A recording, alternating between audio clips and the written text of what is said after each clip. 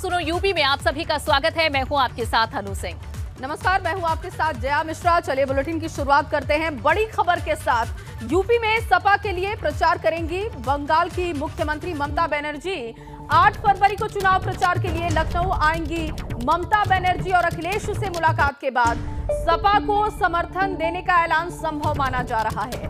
लखनऊ वाराणसी में ममता बनर्जी की जनसभा की खबर है। यूपी में विधानसभा चुनाव नहीं लड़ रही है ममता बनर्जी की पार्टी, लेकिन सपा को समर्थन और सपा के लिए प्रचार करने की खबर सामने आई है। देखिए, लखनऊ वाराणसी में ममता बनर्जी की जनसभा हो सकती है, ये संभावना जाहिर की जा रही है।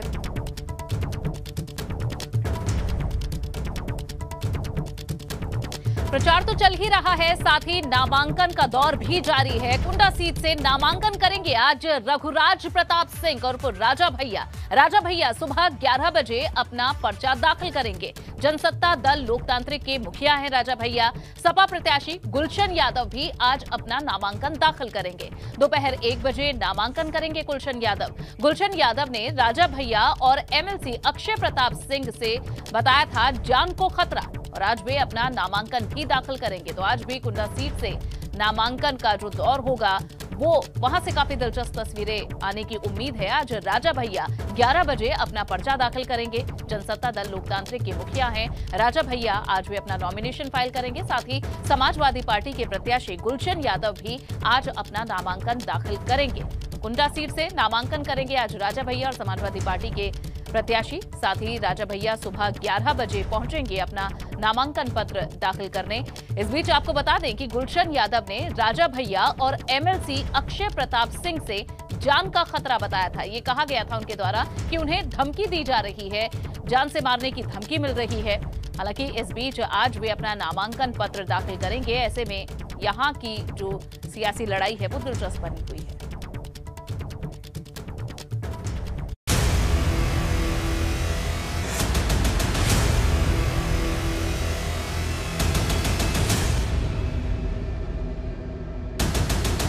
कुंडा सीट की जंग, गुलशन का राजा भैया पर तंज। अखिलेश के गुलशन को किसने दी जान की धमकी? पूर्वांचल के प्रतापगढ़ जिले का कुंडा इलाका, ये वो विधानसभा सीट है जहां पिछले 3 दशकों से सिर्फ एक ही नाम का सिक्का चलता रहा है, और वो है रघुराज प्रताप सिंह उर्फ राजा भैया। लेकिन यूपी की चुनावी जंग में राजा भैया और कुंडा की ये सीट एक बार फिर से चर्चा में है, क्योंकि समाजवादी पार्टी ने पहली बार राजा भैया के सामने गुलशन यादव को मैदान में उतारा। लेकिन चुनाव से पहले दोनों के बीच जंग शुरू हो गई। सपा प्रत्याशी गुलशन यादव ने राजा भैया और उनके करीबी अक्षय प्रताप सिंह पर जान से मारने की धमकी देने का आरोप लगा दिया है।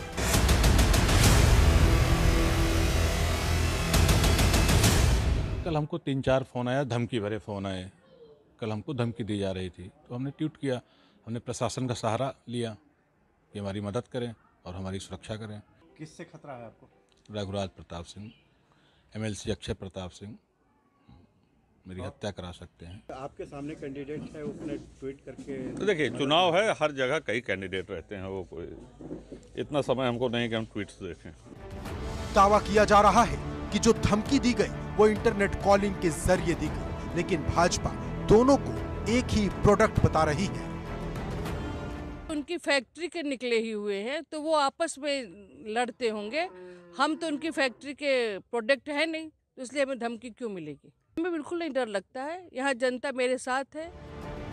आपको बता दें कि जो गुलशन यादव राजा भैया पर आरोप लगा रहे हैं वो किसी जमाने में राजा भैया के ही बेहद करीबी थे, या यूं कहें कि गुलशन यादव को राजा भैया का राइट हैंड कहा जाता था। लेकिन दोनों के बीच दूरियां बन गई, और ये दूरियां इतनी ज्यादा बढ़ गई कि गुलशन यादव अब राजा भैया को चुनावी जंग में खुली चुनौती दे रहे हैं। लेकिन सवाल उस धमकी वाले आरोप का है जो गुलशन यादव ने राजा भैया पर लगाए हैं, और अब इन आरोपों में कितनी सच्चाई है ये तो जांच के बाद पता चलेगा।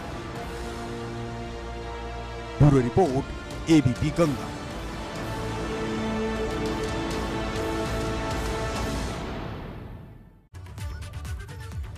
सियासी आरोप प्रत्यारोप के बीच आज राजा भैया अपना नामांकन करने जा रहे हैं। किस तरीके की तैयारी है जानने के लिए सीधे रुख करेंगे कुंडा से। हमारे संवाददाता मोहम्मद मोइन इस वक्त जुड़ चुके हैं। मोहम्मद मोइन, क्योंकि आज राजा भैया नामांकन पर्चा दाखिल करेंगे, क्या तैयारी दिखाई दे रही है कुंडा में?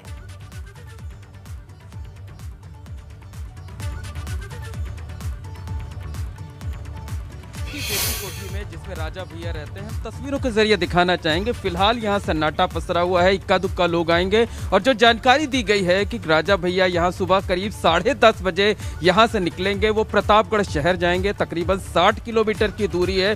प्रतापगढ़ शहर में जो उनका आवास है, वहाँ पर कार्यकर्ताओं और समर्थकों से मुलाकात करेंगे। उसके बाद कलेक्ट्रेट परिसर जाकर वहाँ पर अपना नामांकन दाखिल करेंगे। तो अभी कोठी से बाहर नहीं आए हैं और आपको बता दें कि वो अभी जब तैयार होकर के आएंगे तो उनकी कोठी के अंदर ही जो बजरंग बली का ये मंदिर है, इसी मंदिर में वो माथा टेकेंगे, पूजा अर्चना करेंगे, परिवार के लोग साथ रहेंगे और बजरंग बली का आशीर्वाद लेने के बाद ही वो यहां से निकल करके नामांकन दाखिल करने के लिए जाएंगे। क्योंकि आचार संहिता लगी हुई है और अभी उनको करीब 11 बजे के करीब यहाँ कोठी से निकलना है, इसलिए यहाँ ज्यादा भीड़ भाड़ नहीं है, ज्यादा चहल पहल नहीं है। उम्मीद ये जताई जा रही है कि अब से कुछ देर बाद जो समर्थक हैं, जो जनसत्ता दल के कार्यकर्ता हैं, उनका जमावड़ा शुरू हो जाएगा और बड़ा एक लंबे काफिले के साथ राजा भैया यहाँ से निकलेंगे, प्रतापगढ़ शहर जाएंगे। प्रतापगढ़ शहर में जो उनकी कोठी है वहां पर इकट्ठा होंगे। इकट्ठा होकर के वो वहां कलेक्ट्रेट परिसर में नामांकन दाखिल करने के लिए जाएंगे। आपको बता दें कि राजा भैया लगातार 5 बार कुंडा की इसी सीट से निर्दलीय उम्मीदवार के तौर पर चुनाव जीते थे, लेकिन लोकसभा चुनाव से ठीक पहले उन्होंने अपनी अलग पार्टी बना ली, जनसत्ता दल का गठन किया और इस बार वो जनसत्ता दल के बैनर पर चुनाव लड़ेंगे। और इतना ही नहीं, तकरीबन 100 सीटों पर वो दूसरे प्रत्याशी भी उतारेंगे अपनी पार्टी के। तो एक बड़ी चुनौती होगी, क्योंकि इस बार बीजेपी हो, चाहे समाजवादी पार्टी हो, चाहे बहुजन समाज पार्टी हो, दूसरी पार्टियों ने भी अपने उम्मीदवार खड़े किए हैं। राजा भैया को घेरने के लिए चक्रव्यूह रचा गया है विपक्ष दूसरी पार्टियों की तरफ से। अब देखना यह होगा कि राजा भैया इस चक्रव्यूह से कैसे बाहर निकलते हैं, कैसे इस चक्रव्यूह को तोड़ते हैं। ये जरूर कहा जा सकता है कि एक बड़ी चुनौती इस बार उनके सामने खड़ी हुई नजर आ रही है, क्योंकि जो बिल्कुल, और इस सीट पर हमेशा ही मोहम्मद मोइन हमेशा नजर रहती है। जब चुनाव प्रचार की बात हो या फिर नतीजों की बात हो तो इस सीट पर सभी की निगाहें रहती हैं और इस बार के नतीजे क्या बताएंगे ये भी देखना होगा। बहुत बहुत शुक्रिया इस जानकारी के लिए। आपको यूपी की आज होने वाली हर सियासी हलचल से रूबरू कराएंगे, लेकिन उससे पहले आपको दिखाते हैं आज की 6 वो बड़ी सियासत की खबरें जिस पर हर उत्तर प्रदेश वासी की नजर रहने वाली है। जी हां, आज सीएम योगी धुआंधार प्रचार करते हुए नजर आएंगे। वे गोरखपुर समेत शामली और मुजफ्फरनगर में प्रचार करते हुए नजर आएंगे। इसके अलावा आज जेपी नड्डा भी पश्चिम में भाजपा के पक्ष में माहौल बनाएंगे। वहीं अखिलेश और जयंत चौधरी भी आज यूपी की सियासी रणभूमि में अपने जौहर दिखाएंगे। इसके साथ ही आज मायावती भी पश्चिम यूपी में अपनी पार्टी के लिए प्रचार करती हुई नजर आएंगी। सहारनपुर में वे जनसभा को संबोधित करेंगे। इसके अलावा हापुड़ में असदुद्दीन ओवैसी गरजते हुए नजर आएंगे। आज राजा भैया पर भी सभी की निगाहें हैं, वे आज अपना नामांकन दाखिल करेंगे। तो ये 6 तस्वीरें हैं किस तरह से आज का जो शनिवार का दिन है, आज भी सियासी हलचल बहुत तेज है। अलग अलग जगहों की तस्वीर आपको दिखाएंगे, किस तरह कहां पार्टी, कौन से बड़े नेता चुनाव प्रचार करेंगे।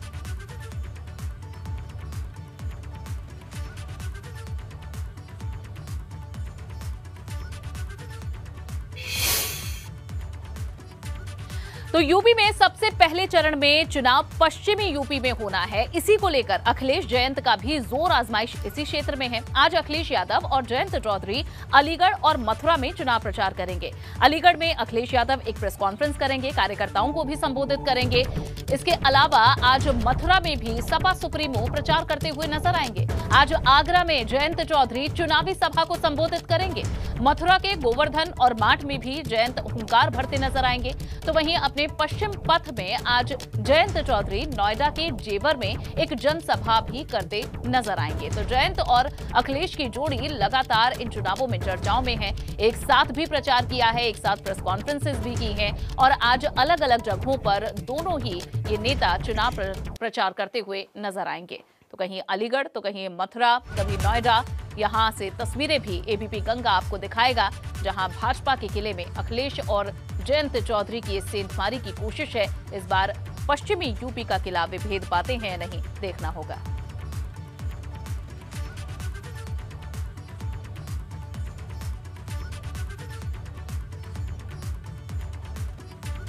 और इसी खबर पर ज्यादा जानकारी के साथ नितिन मेरे सहयोगी मौजूद हैं। नितिन, क्योंकि लगातार हम देख रहे हैं कि चुनाव प्रचार धुआंधार चल रहा है, बहुत कम समय है पहले फेज के लिए मतदान के लिए, और ऐसे में पश्चिम यूपी को साधना है। जयंत और अखिलेश आज भी अलग अलग जगहों पर चुनाव प्रचार करेंगे। क्या जानकारी, क्या अपडेट है उनके कार्यक्रम को लेकर? देखिए, बिल्कुल जैसे जैसे चुनाव पहले चरण का नजदीक आ रहा, वैसे वैसे अखिलेश यादव हों चाहे जयंत हों, यानी गठबंधन के दोनों प्रमुख नेताओं ने अपना पूरा कहा जाए जो डेरा है ब्रज क्षेत्र में डाली है। कल अखिलेश और जयंत ने कहा जाए आगरा की करीब 5 विधानसभा क्षेत्रों से उनका होकर विजय रथ गुजरा है। उन्होंने तमाम कहा जाए व्यंग्यवाण सरकार पर चलाई, इसके साथ ही तमाम सवाल भी खड़े किए, विकास के मुद्दों पर सरकार को घेरा। तो कुल मिला के आज जो अखिलेश यादव का जो कार्यक्रम है वो इस समय आगरा के 5 सितारा होटल से वो करीब 12 बजे उनका अलीगढ़ पहुंचने का कार्यक्रम है। अलीगढ़ में उनका वो प्रेस कॉन्फ्रेंस को संबोधित करेंगे और उसके बाद वो शाम को माट में जो संजय लाटर हैं समाजवादी पार्टी के प्रत्याशी, गठबंधन के प्रत्याशी, उनके पक्ष में जयंत चौधरी के साथ एक संयुक्त कहा जाए जनसभा को संबोधित करेंगे। और इसी तरह से जयंत चौधरी का कार्यक्रम आज आगरा में किरावली जो फतेहपुर सीकरी है, चौधरी बाबूलाल के विरोध में कहा जाए आरएलडी प्रत्याशी ब्रजेश चाहर, उनके समर्थन में जनसभा है। उसके बाद सौंख आएंगे, सौंख के बाद वो जयंत चौधरी पहुंचेंगे माट में। और माट का गढ़ इस बार इसलिए दिलचस्प हो गया है कि संजय लाठर समाजवादी पार्टी अखिलेश यादव के बेहद करीबी और उनको वहां से गठबंधन का प्रत्याशी उतारा, लेकिन यो योगेश नौबार हैं आरएलडी के जो प्रत्याशी 432 वोटों से पिछली बार हार गए थे और उन्होंने भी इस बार मजबूत दावेदारी पेश की थी और वो पीछे हटने को तैयार नहीं थे। और उसके बाद कहा जाए कि जबरदस्त कहा जाए कशमकश देखने को मिली थी और उन्होंने कहा था कि मेरी पॉलिटिकल डेथ हो रही है और मैं नहीं पर्चा वापस लूंगा। बाद में उन्होंने पर्चा वापस लिया, उनका नामांकन रद्द हो गया।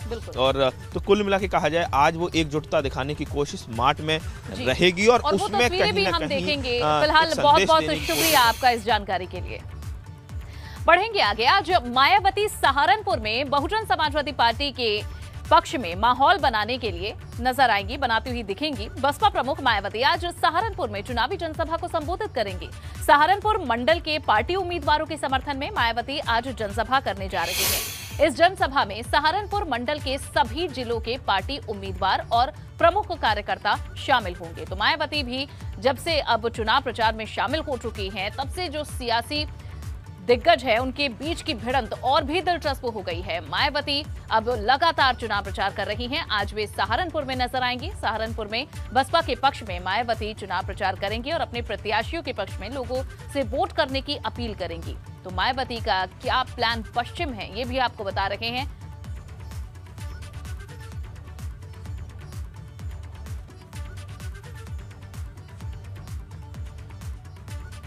बसपा अध्यक्ष मायावती ने 3 दिन के भीतर लगातार तीसरी जनसभा की है। उन्होंने अमरोहा में लोगों से बसपा को वोट देने की अपील की है। मायावती ने इस सभा में भाजपा, सपा और कांग्रेस पर तीखा हमला बोला। उन्होंने मंच से हाथरस की घटना का भी जिक्र किया। बसपा अध्यक्ष ने कहा कि राज्य में माफिया का बोलबाला है, इसीलिए ऐसी घटना हुई। देखिए रिपोर्ट।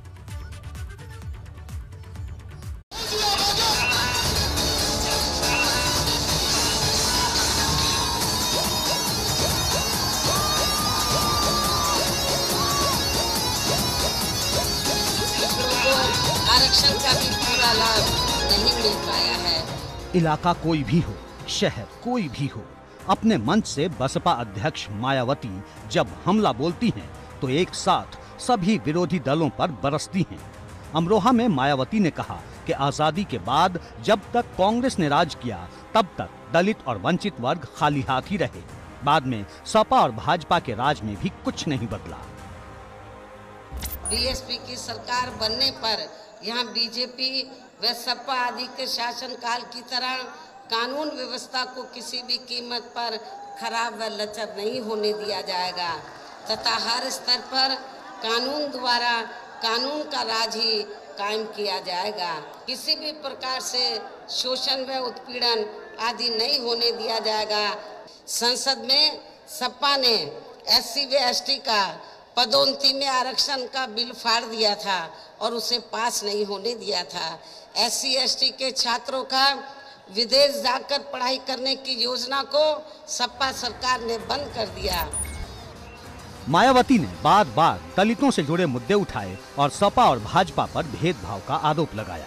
उन्होंने कहा कि लखनऊ में अखिलेश सरकार ने पार्क का नाम बदल डाला। साथ ही भाजपा पर बरसते हुए ये भी कहा कि इस सरकार में प्रबुद्ध लोगों की भी अनदेखी हुई। मायावती ने लोगों से बसपा की सरकार बनने पर बड़े बदलाव का वायदा किया। भाजपा सरकार की भी नीतियां व कार्यशैली अधिकांश यहाँ जातिवादी, पूंजीवादी एवं आरएसएस के संकीर्ण एजेंडे को ही लागू करने पर टिकी रही हैं, जिससे प्रभावित एवं शिकार हुए लोगों का इस सरकार में सही से विकास व उत्थान आदि नहीं हो सका है। ऐसे में इन सभी विरोधी पार्टियों की रही सरकारों से निजात पाने के लिए अभी चुनाव में यहाँ प्रदेश की जनता को अपनी एकमात्र हितैषी पार्टी बहुजन समाज पार्टी की ही सरकार बनाना बहुत जरूरी है। मायावती ने दावा किया कि उनकी सरकार बनने पर मुरादाबाद मंडल की तस्वीर बदल जाएगी और जनता को हर सुविधा का लाभ मिलेगा। ये जमीन हमेशा पूरे उत्तर प्रदेश के अंदर तैयार है। बहुजन समाज पार्टी का एक एक कार्यकर्ता अपने नेता के आदेश का पालन करता है और उसी तरीके से हर तरीके से तैयार है। हमारी बूथ कमेटी, सेक्टर कमेटी पहले बहन जी ने तैयार करा ली थी। अब तो हमें चुनाव के मैदान में है, कैंडिडेट उतर रहे हैं, हमारे कैंडिडेट उतरे हैं, कार्यकर्ता लग गया है और सरकार बनाने जा रहे हैं हम लोग। एबीपी गंगा के लिए अमरोहा से बलराम पांडे की रिपोर्ट। सीधे बड़ी खबर का रुख करेंगे। भाजपा ने ट्वीट कर सपा पर हमला किया है। सपा गठबंधन की गांठ खुलने का आरोप लगाया है। ट्वीट में लिखा, सपा की साइकिल का एक पहिया पंचर हुआ, गठबंधन की खुल गई गांठ, 10 मार्च को सपा साथ। तो देखिए, ये ट्वीट के माध्यम से हमला किया गया है और एक कार्टून पोस्ट करते हुए समाजवादी पार्टी पर हमला किया गया। गठबंधन की खुल गई गांठ, 10 मार्च को खुल जाएगी पोल, ये दावा किया गया है भारतीय जनता पार्टी की तरफ से। उधर सीएम योगी आज गोरखपुर में डोर टू डोर कैंपेन करेंगे। सीएम यहां मोहतीपुर गुरुद्वारा में एक सिख समाज के लोगों से मुलाकात करने के कार्यक्रम में भी शामिल होंगे। पूरब को साधने के बाद सीएम योगी पश्चिम को साधने के लिए रवाना हो जाएंगे। सीएम आज मुजफ्फरनगर और शामली का दौरा करने वाले हैं। सीएम शामली और थाना भवन में जनसभा करेंगे, तो उसके बाद मुजफ्फरनगर में सीएम योगी आदित्यनाथ चरथावल और फुरकाजी विधानसभा में सभा को संबोधित भी करेंगे। आपको बता दें कि पश्चिम के 11 जिलों की 58 सीटों पर 10 फरवरी को वोटिंग होनी है।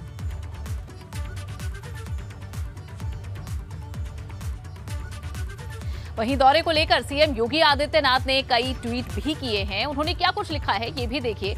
5 वर्ष पहले का मुजफ्फरनगर, ना बेटी सुरक्षित, ना माताओं का सम्मान, दंगों की आग और कर्फ्यू का कफन, तुष्टीकरण की नीति और पलायन का दर्द। आज का मुजफ्फरनगर, ये डिफरेंस बताया है। व्यापारी सुरक्षित, बेटियां सशक्त, रोजगार उन्मुख युवा, समृद्ध गन्ना किसान, शांति, सौहार्द और उन्नति चहुओर, ये है सुशासन। योगी आदित्यनाथ ने सहारनपुर मुजफ्फरनगर जाने से पहले ये उन्होंने ट्वीट किया है।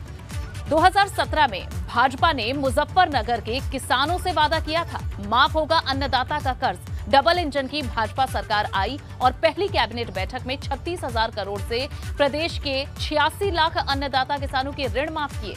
मुजफ्फरनगर में 50,496 किसानों को 343.40 करोड़ का सीधा लाभ दिया गया।